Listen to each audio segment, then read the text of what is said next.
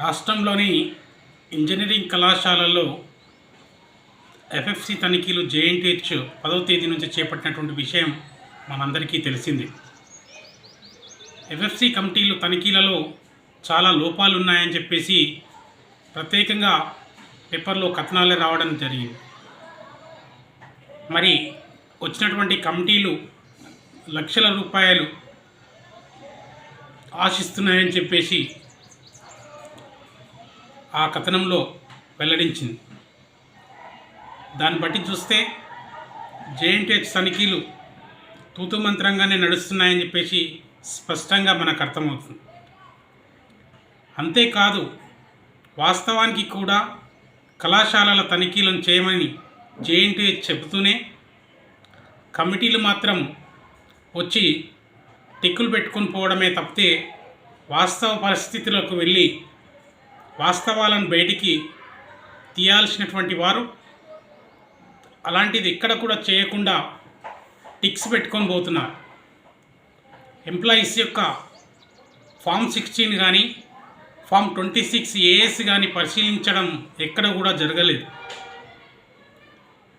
వాళ్ళ యొక్క salary statement 12 months లేదా 6 months శాలరీ స్టేట్మెంట్ పరిశీలన చేయాలని చెప్పడం జరిగింది. అది ఎక్కడ కూడా పరిశీలన చేయలేదు.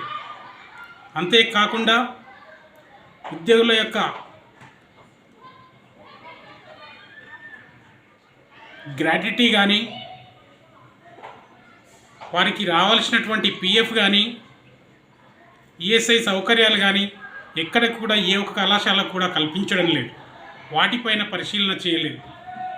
విద్యార్థులకు ఉండాల్సినటువంటి ల్యాబ్స్ కానీ లైబ్రరీలో ఉండాల్సినటువంటి బుక్స్లు కానీ ఉండాల్సినటువంటి పరిస్థితిలో అవి కూడా ఎక్కడ కూడా పరిశీలన చేయలేదు.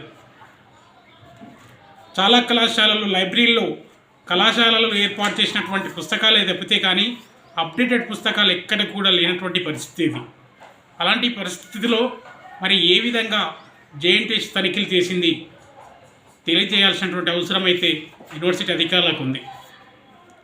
ఏదైతే తప్పిదం జరిగిందని చెప్పేసి పేపర్లో కథనం రావడం జరిగిందో దానిపైన ప్రత్యేకమైనటువంటి కమిటీలు వేసి విచారణ జరిపి తగిన చర్యలు తీసుకోవాలని చెప్పేసి తెలియజేస్తున్నాం. అధ్యాపకుల యొక్క వేతన సంఘ జీతాలు ఎక్కడ కూడా చెల్లించడం లేదు కాబట్టి వేతన సంఘ జీతాలపైన పూర్తి దర్యాప్తు చేసి చర్య తీసుకోవాలని చెప్పేసి ఉద్యోగులకు న్యాయం జరిగే విధంగా విద్యార్థులకు న్యాయం జరిగే విధంగా చర్య తీసుకోవాలని చెప్పేసి తెలియజేస్తున్నాం.